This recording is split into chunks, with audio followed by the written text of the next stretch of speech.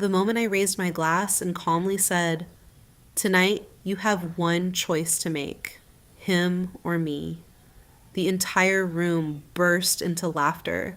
My wife laughed the hardest. She believed I was joking. She had no idea that every smile I wore had been carefully practiced. Every moment of that evening had been planned.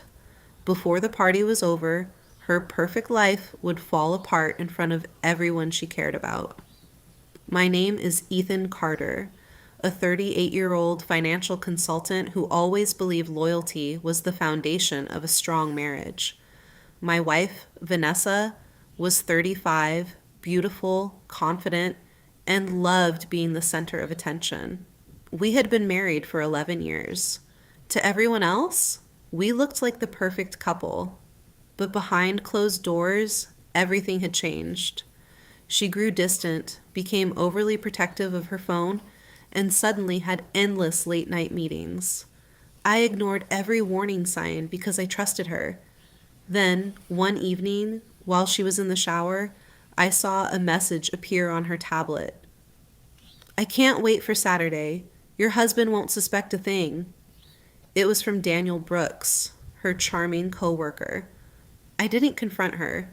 Instead, I hired a private investigator. Within 2 weeks, I had everything I needed: photos of secret dinners, hotel visits, affectionate messages, and recordings of them laughing at me.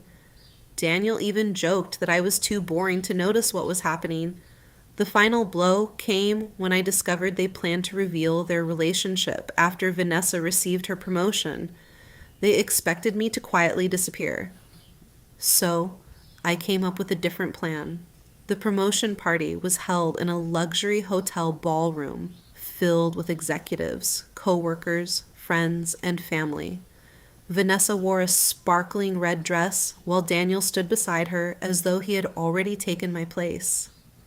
I smiled through every handshake, congratulated everyone, and patiently waited.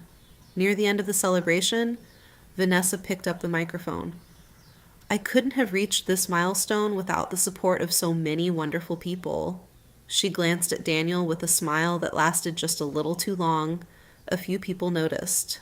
Then I walked toward the stage. "May I say something?" She nodded, still smiling. I accepted the microphone and raised my glass. First, congratulations to my amazing wife. Everyone applauded. Then I looked directly into Vanessa's eyes. "Now it's time to make tonight unforgettable." The room fell silent. I smiled. "Vanessa, choose him or me." The audience erupted with laughter. Someone even clapped. Vanessa rolled her eyes. "Oh, Ethan, you're hilarious." I didn't smile. I wasn't joking. Her expression instantly changed. Daniel shifted nervously beside her. I reached into my jacket and placed a thick envelope on the podium. I spent months hoping I was wrong. Silence filled the ballroom. Vanessa whispered, "What are you doing?" "I'm telling the truth." I opened the envelope, several photographs across the podium, pictures of hotel entrances, romantic dinners, and vacation selfies they believed no one would ever find. Gasps echoed throughout the room. Daniel's face turned pale. Vanessa stood frozen. "This isn't what it looks like," she stammered. "It looks exactly like what it is." Then I connected my phone to the ballroom projector. A recording began to play. Daniel's voice echoed across the room. "Ethan is so predictable. He'll never figure us out."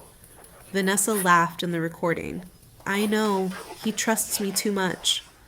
The ballroom became completely silent. Executives stared in disbelief. Friends looked away in embarrassment. Vanessa rushed toward me. "Please turn it off." "No." She reached for my arm, but I stepped back. "You've had months to tell the truth." Daniel quietly started walking toward the exit. I stopped him. "Leaving already?" Security, having witnessed the entire scene, blocked the doorway until management could handle the situation. Daniel lowered his head. Vanessa's boss slowly stepped onto the stage. "Is any of this false?" Neither of them said a word. That silence became their confession. Within days, the company launched an internal investigation after discovering that Daniel and Vanessa had secretly manipulated expense reports to pay for several of their trips together. Both of them lost their jobs. Daniel's wife filed for divorce after seeing the evidence. Vanessa begged me to forgive her. She cried outside our house, sent flowers, wrote heartfelt letters, promised therapy, and swore she would change.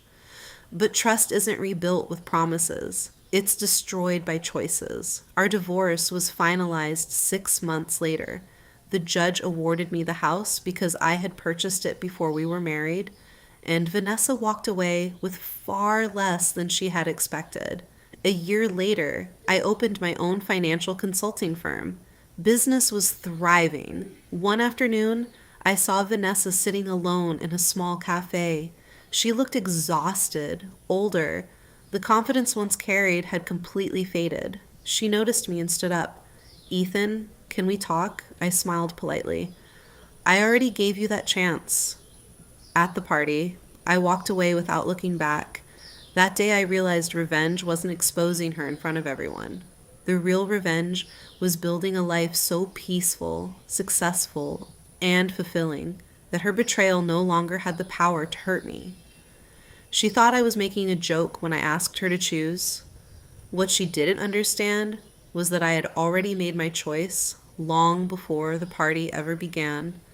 I simply gave her one last chance to make hers.